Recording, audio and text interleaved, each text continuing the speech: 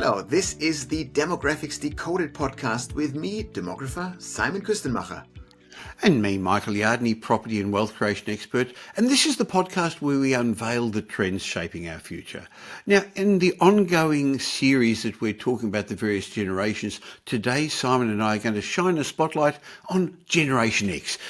Look, it's a group that's often overlooked, but whose impact on society, the economy and the workplace is anything but small.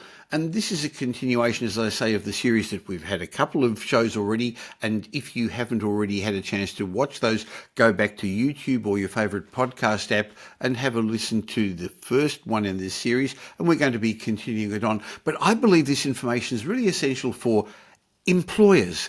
Whether you're an employee, whether you're a business owner, whether you're wondering what your potential clients want or need, as a property investor, you're probably going to want to understand the need of the various generations. In my mind, Gen X may not be as large as the baby boomers or even as talked about as much as the millennials that get all the attention, but this generation's been quietly making waves, steering through economic upheavals, technology revolutions, and the unique challenges of being that sandwich generation, juggling careers, raising kids and caring for ageing parents. So today, Simon and I are going to explore what sets Gen X apart, how they're shaped, and what they're still shaping in our world, and the influences they're going to have. So whether you're Gen X yourself or just curious, let's get on with the show. Hi, Simon, after that very long introduction today. It's good to chat about the poor forgotten middle child of Australia and finally give Gen X a bit of airspace. Yes. Well, let's start talking about what makes Gen X tick and why we should be paying more attention to them. Let's start with a bit of an overview. So, who are Gen X? When were they born? And what sets them apart from other generations, Simon? Yeah. So Gen X, roughly born in the 60s and 70s. If we are precise, we define them by being born from 64 to 81, but let's roughly call it the 60s and 70s. This is a small generation in Australia, sandwiched between two big generations. And that is the one defining thing that kind of has to do with the self-confidence of a generation.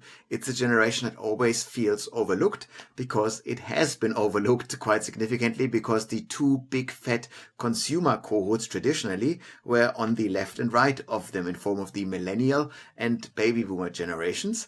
But Gen X has finally come into the spotlight of this country in recent years because they are now in the mid-50s, which is, of course, the leadership stage of the life cycle. We tend to hand over our prime ministerial job to somebody at the age of 54 on average, and we hand over CEO jobs at 52. So that means these kind of top jobs that really steer the direction of the ship that is our economy, that is our political system, it is Gen X who's at the helm. Simon, why are they a smaller generation compared to the baby boomers and millennials? What happened? Well, when they were meant to be born, we introduced the contraceptive pill. So that keeps a lid on things. And then halfway through, when they were meant to be born in the early 70s, we introduced no-fault divorce in Australia. So all of a sudden, we see this spike in divorces.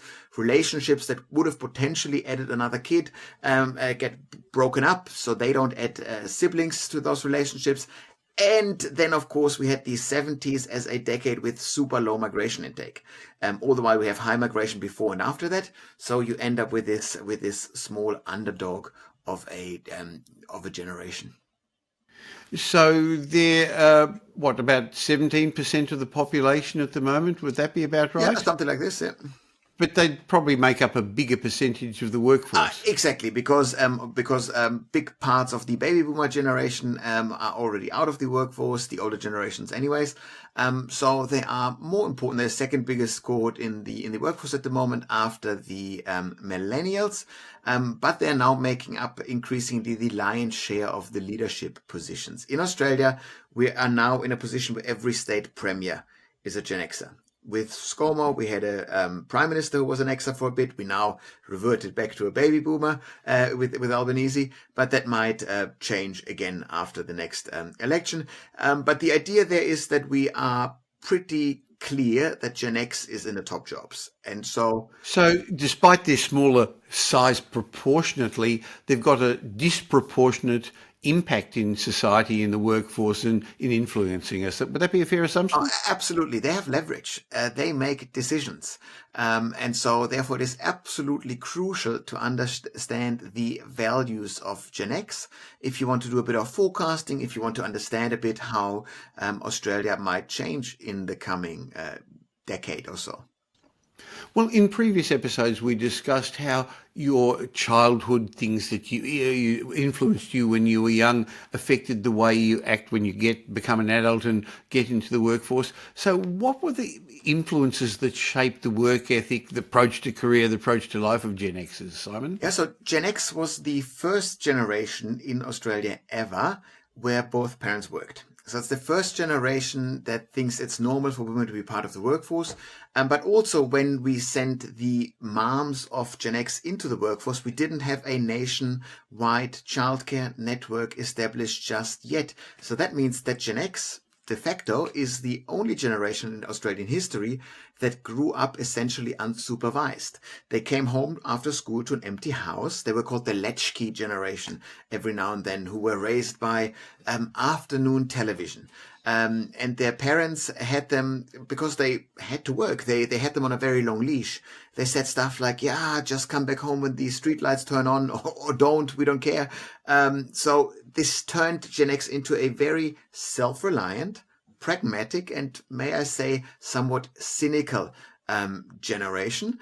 And with these values, they scoot along. They were, of course, brought up during times of geopolitical tensions. You come of age right around when the Berlin Wall falls down. So you very much still have Cold War narratives in your upbringing. This is still part of the mindset that you think about. And then after high school, they started entering the workforce at, let's call it 25 or thereabouts. So they entered the workforce throughout the 90s and the early 2000s.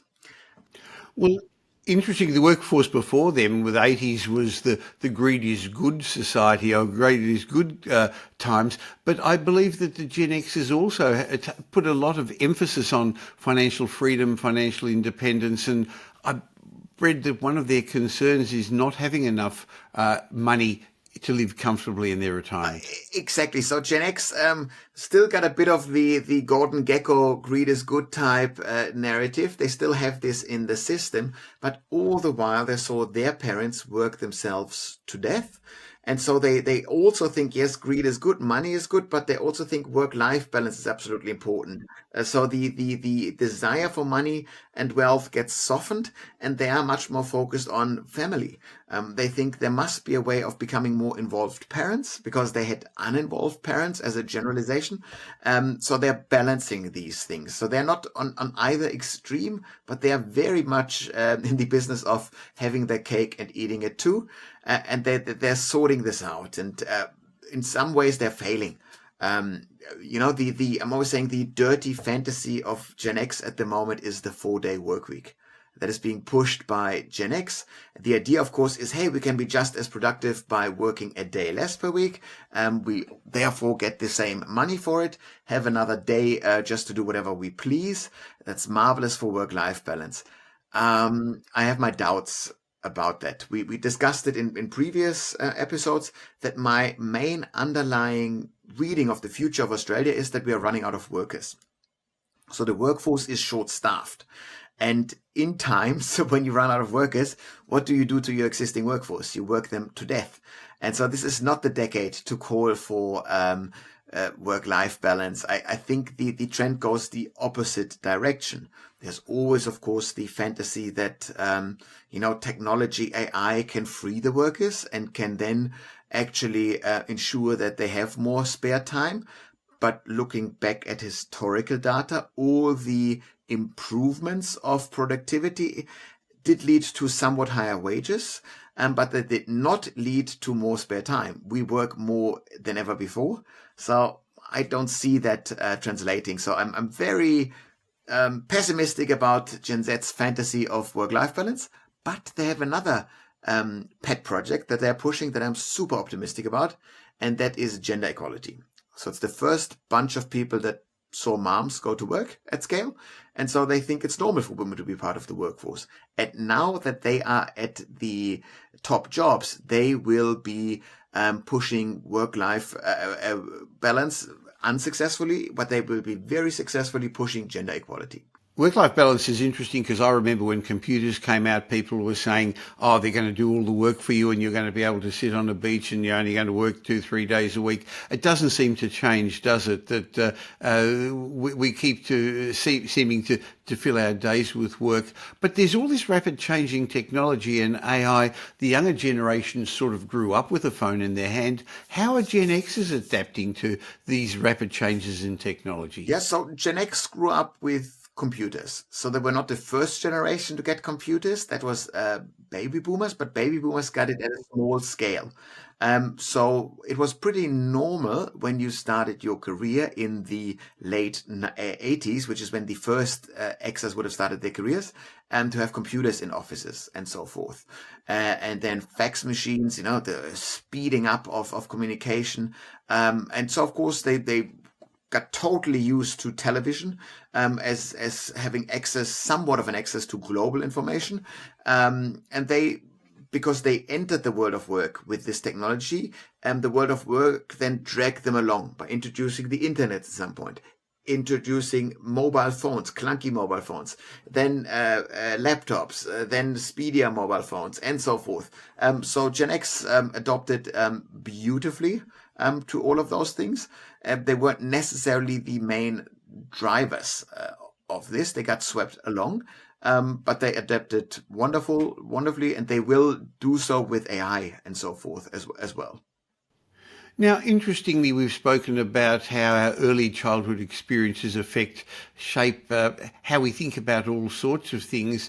Have there been any major economic challenges that Gen Xers faced that have shaped their economic outlook, their financial outlook? I mean, we had the recession we had to have in the early 90s. They would probably still have been very early in their work experiences then. Yeah, and that's exactly when it hit them. So they...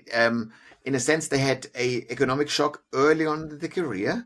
That doesn't help the general cynical nature of this generation. So you do think, the big business is out to get you.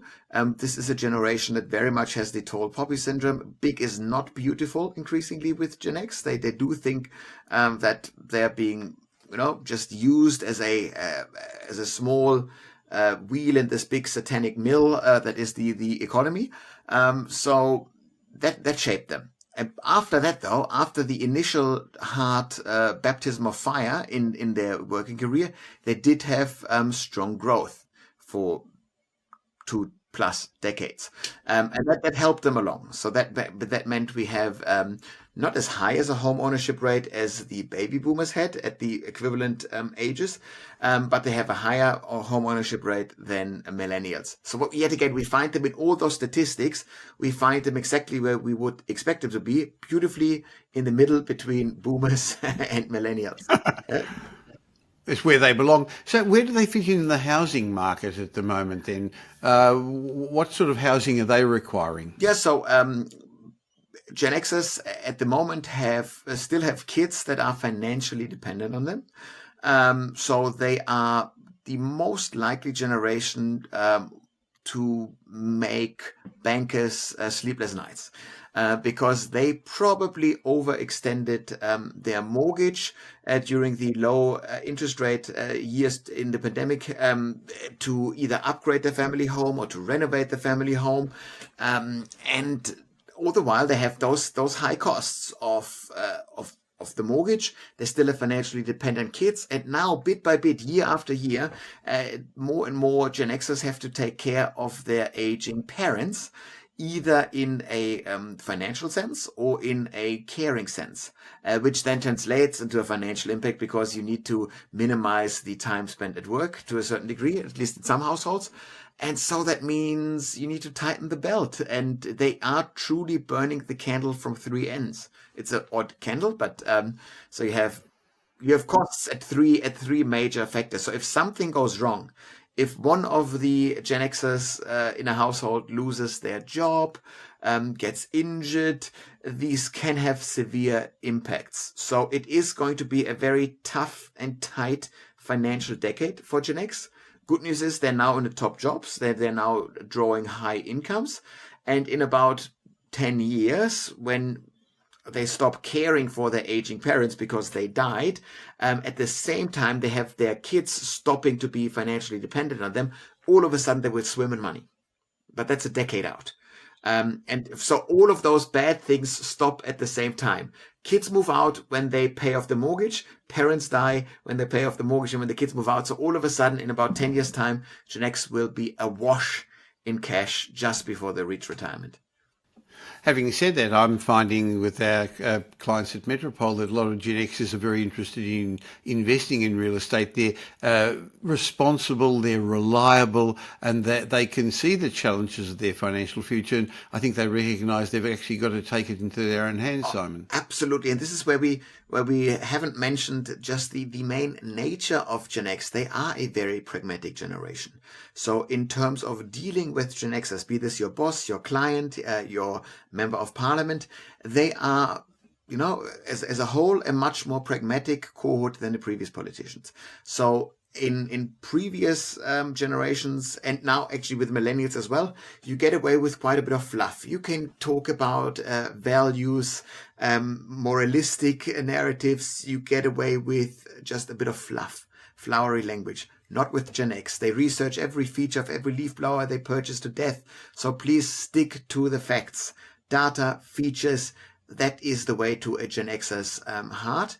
And that, of course, makes them more reliable borrowers. They're not purposefully overstretching themselves, but they had to go to the limit to upgrade the family home and so forth.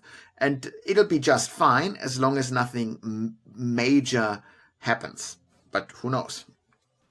Well, I know a lot of business people listen to our podcast or watch us on YouTube. So what advice would you have for them? What are the values that define Gen X and what influences their consumer behaviour or their brand loyalty? Yeah, so you can always think about Gen Xers putting work-life balance first.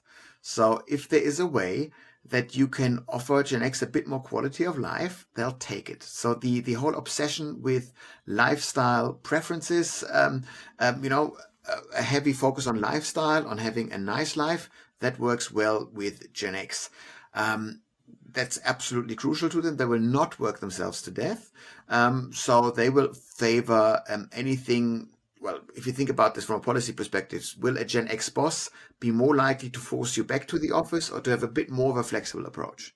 They ultimately will have a more flexible approach unless it is a sheer fact of cold hard numbers that says you should go back to the office. So there is the work-life balance thing and the pragmatism that sometimes clashes with this generation. Now, we all seem to pigeonhole various generations in with cliches. Are there any misconceptions people seem to have about Gen Xers that you think we need to address? Well, I think the main issue that Gen X has is that it feels utterly and completely forgotten. So if you look about all those major stereotypes that are being thrown around, okay, boomer, the techiverse, ever yesteryear baby boomer, and the snowflake millennial, that's where our most generational memes, so to speak, go at. Gen X gets a bit undercut there, which is I find quite interesting. So they do fly under the radar. That can make you feel forgotten. But ultimately, I think this is the generation that right now does a lot of the heavy lifting because they're all in the family formation stage. So doing all of this boring family things as consumers. They are pretty predictable because they act as you would expect them based on their life stage. So no, I actually wouldn't, or right now I couldn't think of any major stereotype that we got wrong, simply because there are much fewer stereotypes than about any other generation.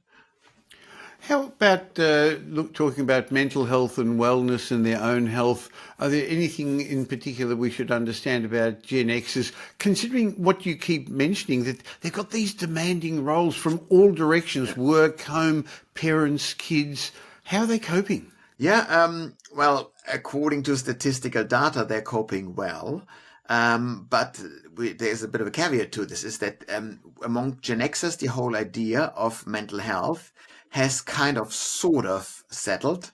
Not so much as with the younger generations, though. Younger generations, to a degree, report much more poor mental health outcomes and seek more mental health help because they're more aware of it. Gen X is a bit torn in between. Yes, you definitely should get mental health assistance whenever it's needed, but also it's a way of you just buckle down and work through it. So this is why you see in all of those venues that are largely visited by middle-aged Gen Xers at the moment, there is more Beyond Blue advertisements and so forth, because we're trying to raise awareness. Because we suspect that the older generations, I'm now counting Gen X as part of the older generations, that they just underreport those kind of insights. I would agree with that. They're probably also at the age group where many of them are divorcing, Simon. Oh, absolutely. That's right. They are at peak divorce. So as a man, you get divorced at 52. As a woman, you might get divorced as soon as 46, 47. So that is Gen X at the moment. They are at their peak divorce. So that's a challenge. It's, of course, right now not a great time to get divorced, as if there's ever a fantastic time. When is a good time, Simon? Tell me. Well, if you think about how expensive it is to run a single person household at the moment, that is not good. So if you say, well, we are banding together as a household, we draw our resources, and now we split this up, makes life very expensive. And also from a perspective of making sure that there is enough housing stock in Australia. Please, nobody get divorced. Everybody fix it up. See a psychologist, a couple therapist, and fix it up. That helps us to minimize the need for new stock.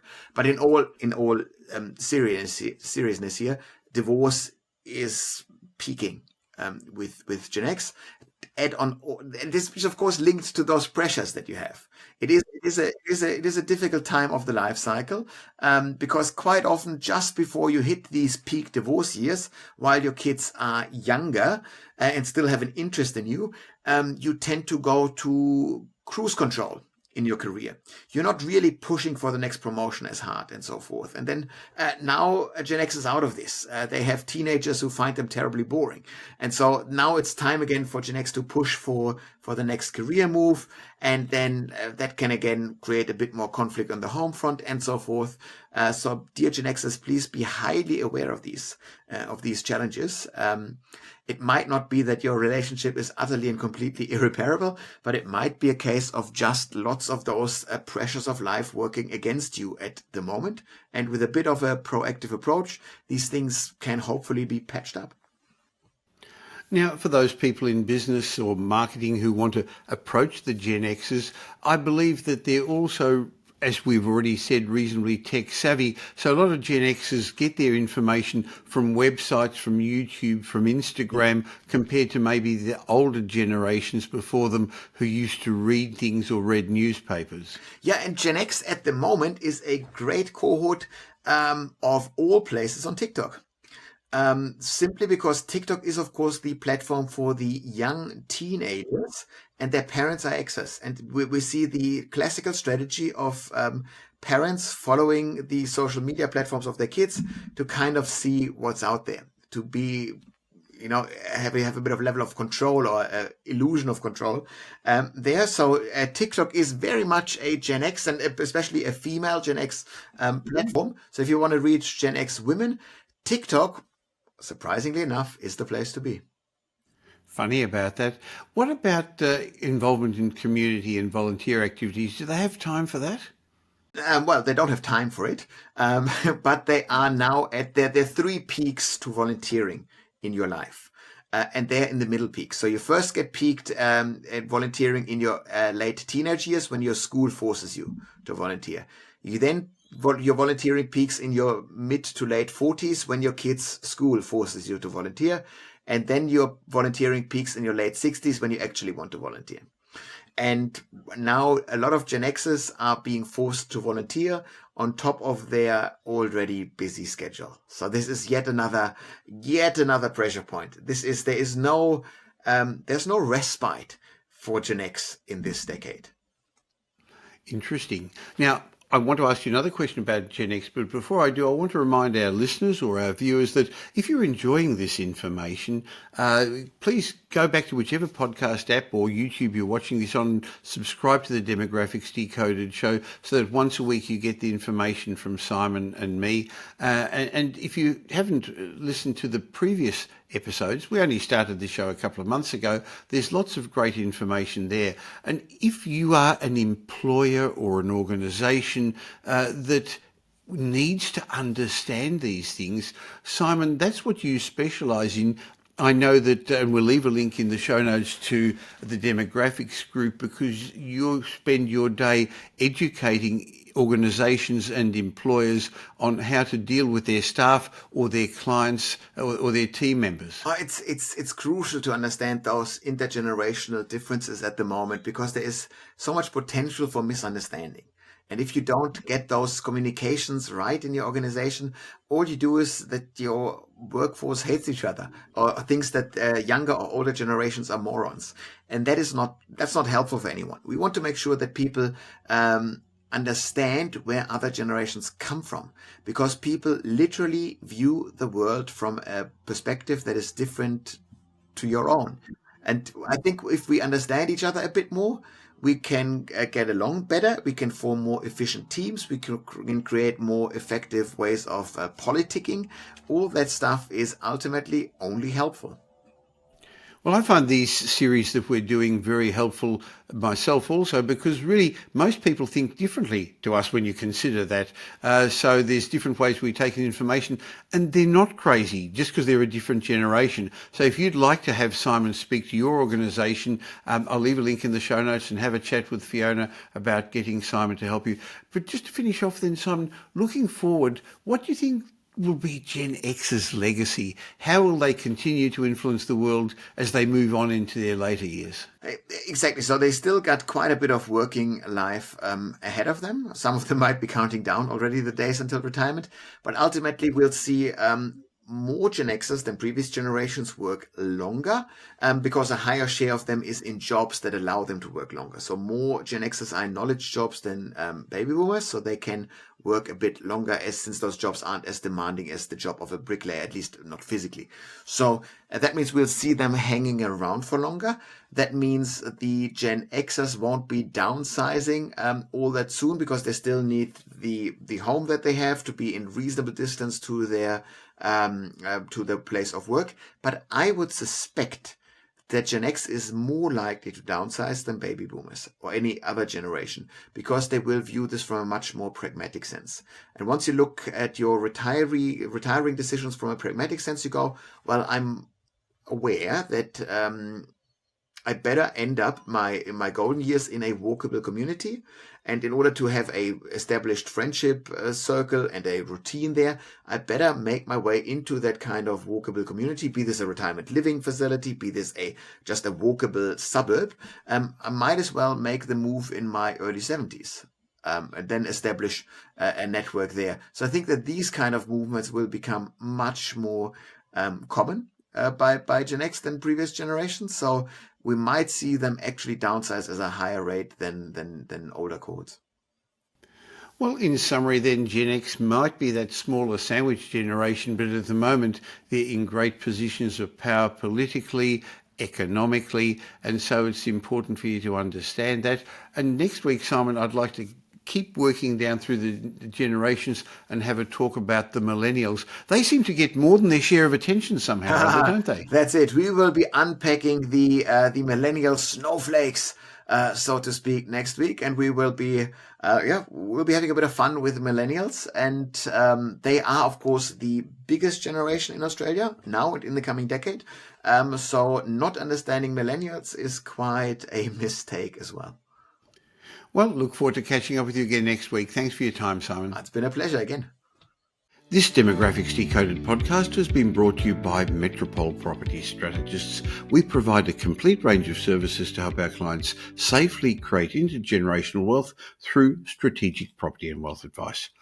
If you're looking to buy an investment property or your next home, why not have a discovery chat with one of our wealth strategists? Just go to metropole.com.au and explore your options. You'll find we're much more than just another buyer's agent. We provide a complete range of services, including property advisory, wealth advisory, home buying, buyer's agency, property management, renovations, and development management services. The team at Metropole will help you with frameworks that I've fine-tuned over 5 decades and we've been helping clients with for well over 25 years. We're big enough to tip the scales in your favour, but still small enough to care. In between these Demographics Decoded shows, you can follow me on social media, and I suggest you also follow Simon Kuestenmacher. You'll find him regularly posting on all social media platforms. And thanks for spending the last little while with Simon and me. I hope you got some benefit from the show. And if you did, and you know somebody who may also benefit, please tell them about Demographics Decoded. There's a share button on every podcast app. I hope you're going to be doing them a favour, and you're definitely going to be doing us a favour, helping us in our quest to make as many people as possible aware of the demographic changes that are going to be shaping their future. And of course, if you don't currently subscribe, we'd love you to. And of course, any of the information that we've been sharing with you is general information because we don't know your specific circumstance.